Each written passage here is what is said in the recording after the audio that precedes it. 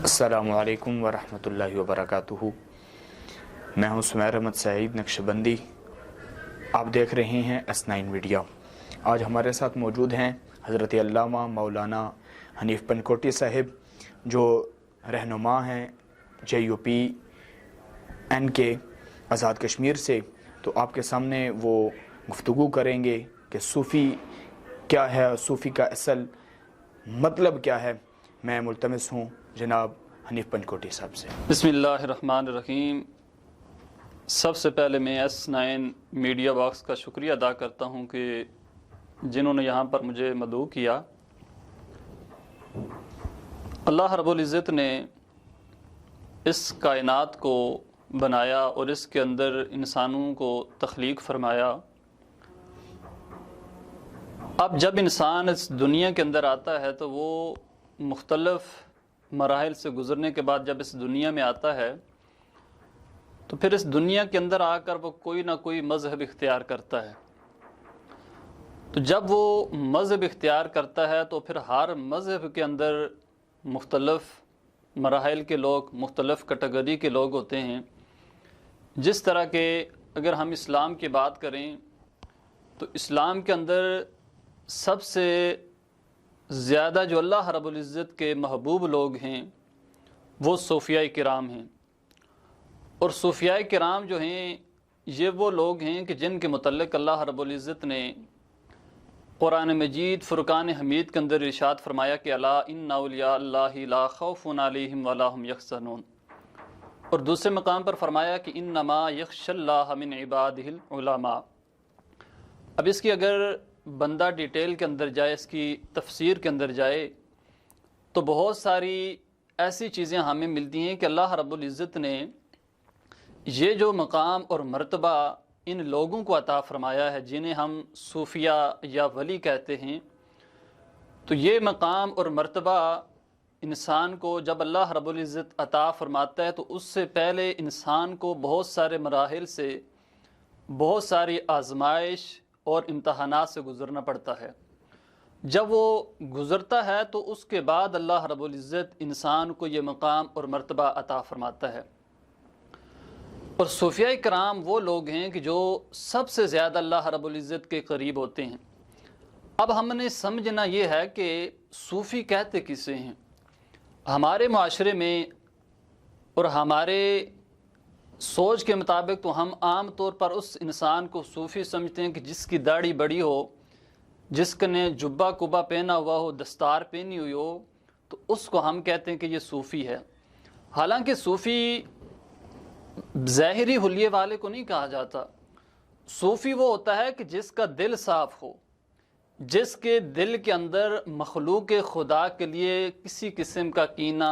بغض، حسد یا نفرت نہ ہو۔ تو وہ انسان کہ جس کا دل صاف ستھرا ہو، اللہ رب العزت کی یاد کے اندر وہ مگن ہو، اور اگر اس نے کسی انسان کے ساتھ نفرت کرنی ہے وہ خدا کے لیے کرنی ہے، اگر اس نے کسی انسان سے پیار کرنا ہے وہ بھی خدا کی رضا کو مد نظر رکھتے ہوئے کسی انسان سے پیار کرتا ہے۔ اور انبیاء کرام کے بعد جب حضور نبی کریم علیہ السلام نے اس دنیا کے اندر جلوہ افروز کیا اور اللہ رب العزت نے آپ کو خاتم النبیین بنا کر اس دنیا میں مبعوث فرمایا، تو حضور علیہ السلام کے دنیا سے جانے کے بعد وہ تبلیغ کا سلسلہ جو انبیاء کرام جن کے اللہ رب العزت مبعوث فرماتا تھا، تو اب وہ جو کام ہے وہ یہ اولیاء کرتے ہیں۔ اب اولیاء کرام جو ہیں وہ اللہ رب العزت کی مخلوق کو کتنا پیار کرتے ہیں اور کس طرح وہ اسلام کے نزدیک لے کر آتے ہیں لوگوں کو۔ اگر ہم پاکستان کی بات کریں تو یہ وہ سرزمین ہے کہ جو اولیاء اللہ کے نام سے دنیا کے اندر جانی جاتی ہے، اور یہاں پر جو اسلام کا پرچم اولیاء کرام نے لہرایا، اور اگر ان اولیاء کرام کی تعلیمات کو ہم پڑھیں، ان کی سوانح حیات کو ہم پڑھیں، تو ہمیں یہ پتہ چلتا ہے کہ اولیاء کرام جو تھے، جو صوفیاء تھے، وہ اگر ان کے پاس ہندو لوگ بھی آ جاتے تو وہ بڑے پیار اور بڑی نرمی کے ساتھ جو اپنا پیغام تھا وہ ان تک پہنچاتے۔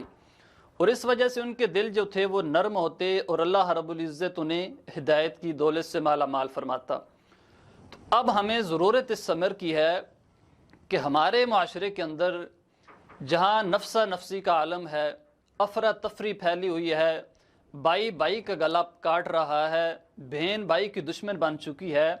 بھائی اولاد اپنے والدین کی نافرمان ہو چکی ہے، تو ان ساری خرابیوں کو ختم کرنے کے لیے، ان ساری چیزوں کو اپنے معاشرے سے ہم نے دور کرنے کے لیے اسلام کی جو تعلیمات ہیں جن کو صوفیاء کرام نے اجاگر کیا، تو ان تعلیمات کی جانب ہمیں آنا ہوگا۔ تو اللہ رب العزت نے یہ جو مخلوق کے اندر مقام اور مرتبہ صوفیاء کو عطا فرمایا کہ انہوں نے اپنی زندگی جو ہے وہ اللہ رب العزت کی یاد کے اندر بسر کی، تو اب وہ لوگ اس دنیا سے تو چلے جاتے ہیں لیکن ان کا ذکر جو ہے وہ ہمیشہ قائم رہتا ہے، اور اس کا خود اللہ رب العزت نے ان سے وعدہ فرمایا کہ فَاذْكُرُونِي أَذْكُرْكُمْ، اگر تم میرا ذکر کرو گے، مجھے یاد کرو گے، تو میں تمہارا ذکر و چرچا کروں گا۔ تو صوفیاء کی جو تعلیم ہے وہ ہمیں یہی پیغام دیتی ہے کہ آپ نے جب زندگی گزارنی ہے تو اس معاشرے کے اندر، اور خصوصاً جو اللہ رب العزت نے آپ کو اسلام کی تعلیمات عطا فرمائی ہیں، ان کو مد نظر رکھتے ہوئے حضور علیہ الصلوۃ والسلام کی سیرت پر، حضور علیہ الصلوۃ والسلام کی اسوہ حسنہ پر چلتے ہوئے اپنی جو زندگی ہے وہ بسر کریں۔ اور صوفیاء کا جو پیغام ہے وہ یہی ہے کہ آپ نے معاشرے کے اندر سے نفرت کو دور کرنا ہے، بغض کو دور کرنا ہے، حسد اور کینہ کو دور کرنا ہے۔ تو ہم یہ دعا بھی کرتے ہیں کہ اللہ رب العزت ہمیں ان تعلیمات کو سمجھ کر صوفیاء کے نقش قدم پر چلنے کی توفیق عطا فرمائے۔